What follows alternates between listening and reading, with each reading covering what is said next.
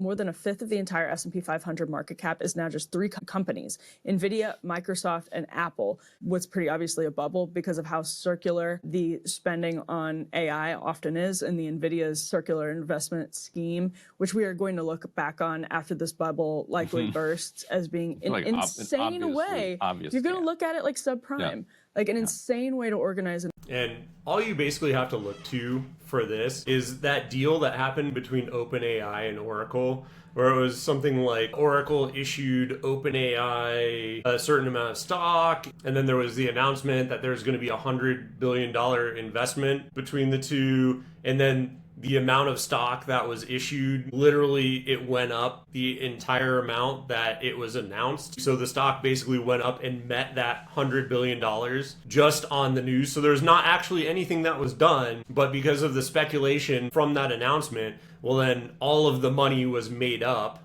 by OpenAI that was supposed to be invested just from the issuance of the stock because of the surge from the announcement. And so, of course, when you're looking at something happening like that, you go, yeah, the entire stock market is broken, and the only conclusion that you can come to is that it needs to be destroyed. Because, again, it's completely detached from reality, number one, but then two, it's just being abused by the people in power to do these sorts of things, where they're just making money literally out of thin air.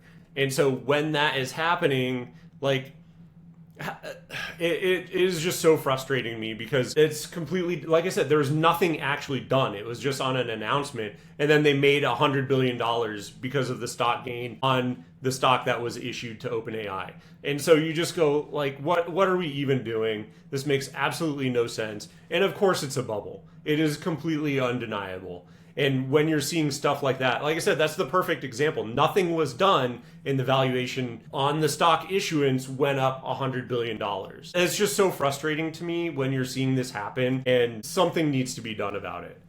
And it's the same thing. The CEOs of these companies taking $0 of pay, and then they're worth hundreds of billions of dollars just because of stock market manipulation. And then on top of that, by the way, they're not paying any taxes on that because they're just basically taking out loans against it and saying it's liabilities. They're not paying their fair share, and they're using the stock market to circumvent that entire component of, hey, you're going to pay taxes. Nope, don't need to do that. And so that's where we're finding ourselves, and quite frankly, it's disgusting. Economy. But when you see runaway... We'll watch a documentary about it in 3 years and be like, wow, that was crazy. We absolutely will.